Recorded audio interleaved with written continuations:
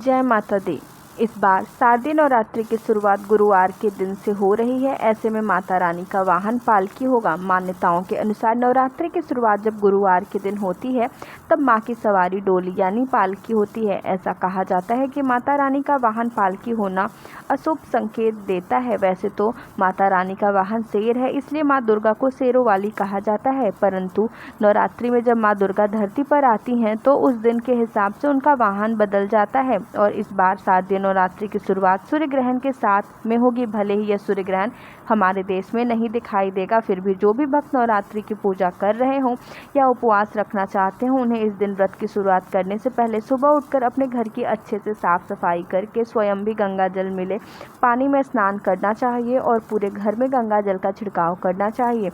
इस दिन घर को हर प्रकार की बुरी नज़र से बचाने के लिए, नकारात्मक शक्तियों से बचाने के लिए घर के मुख्य द्वार पर आम या अशोक के पत्तों का तोरण बांधना चाहिए और फिर पूजा करने के बाद अपनी सामर्थ्य के अनुसार वस्त्र या अन्य का दान देना चाहिए। कहते हैं कि ग्रहण के बाद सभी लोगों को कुछ न कुछ दान देना चाहिए। भले ही ग्रहण दिखाई नहीं दे रहा हो, रात के समय लग रहा हो, फिर भी यदि आप चाहते हैं कि इस ग्रहण का कोई दुष्प्रभाव आपके जीवन पर ना पड़े तो आपको शारदीय नवरात्रि के पहले दिन यह काम अवश्य करना चाहिए।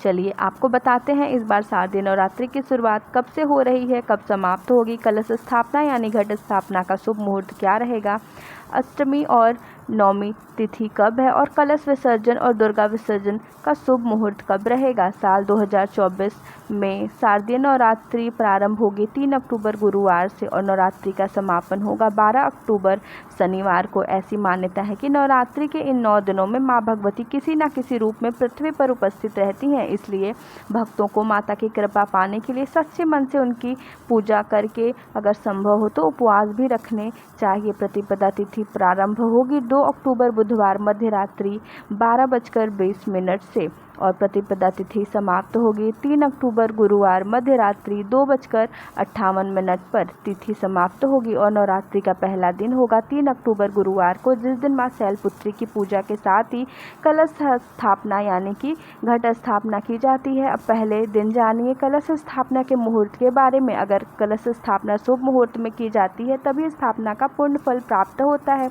और यदि की गई पूजा भी स्वीकार होती है। 3 अक्टूबर गुरुवार को सुबह 6:15 से लेकर 7:22 तक कलश स्थापना कर सकते हैं। इसके अलावा अभिजीत मुहूर्त भी कलश स्थापना के लिए बहुत शुभ माना जाता है, जो कि सुबह 11:46 से लेकर 12:33 तक रहेगा। इस बार तिथियों की कोई भी गड़बड़ नहीं है। नवरात्रि के 9 रूपों की पूजा करने के लिए आपको पूरे 9 दिनों का समय मिलेगा और नवरात्रि का दूसरा दिन 4 अक्टूबर शुक्रवार को रहेगा, जिस दिन माँ ब्रह्मचारिणी की पूजा की जाएगी। तीसरा दिन 5 अक्टूबर शनिवार माँ चंद्रघंटा की पूजा की जाएगी इस दिन। चौथा दिन 6 अक्टूबर रविवार माँ कुष्मांडा की पूजा इस दिन की जाती है। 5वां दिन 7 अक्टूबर सोमवार, जिस दिन माँ स्कंद माता की पूजा का विधान है। नवरात्रि का छठा दिन 8 अक्टूबर मंगलवार माँ कात्यायनी की पूजा इस दिन की जाएगी। 7वां दिन 9 अक्टूबर बुधवार माँ कालरात्रि की पूजा इस दिन की जाएगी। 8वां दिन 10 अक्टूबर गुरुवार, जिस दिन माँ महागौरी की पूजा की जाएगी। 9वां दिन 11 अक्टूबर शुक्रवार, जिस दिन माँ सिद्धिदात्री की पूजा की जाएगी। नवरात्रि का 10वां दिन यानी कि 12 अक्टूबर, जिस दिन शनिवार को नवरात्रि व्रत का समापन होगा। इसी दिन नवरात्रि व्रत का पालना, दुर्गा विसर्जन और कलश विसर्जन किया जाएगा। कलश विसर्जन मुहूर्त के बारे में जानने से पहले जानिए अष्टमी और नवमी तिथि कब से कब तक है। अष्टमी तिथि प्रारंभ होगी 10 अक्टूबर गुरुवार को दोपहर 12:33 से और अष्टमी तिथि समाप्त होगी 11 अक्टूबर शुक्रवार को 12:07 पर। नवमी तिथि प्रारंभ होगी 11 अक्टूबर शुक्रवार दोपहर 12:08 से और नवमी तिथि समाप्त होगी 12 अक्टूबर शनिवार सुबह 10:58 पर।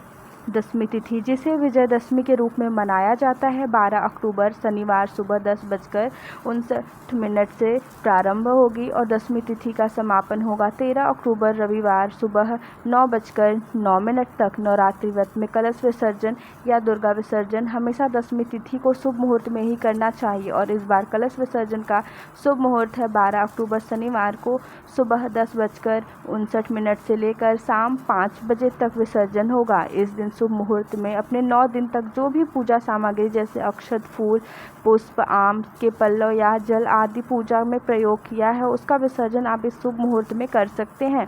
तो ये थी आज की वीडियो। जानकारी अच्छी लगी हो तो वीडियो को लाइक करके कमेंट बॉक्स में जय माता दी जरूर लिखिएगा।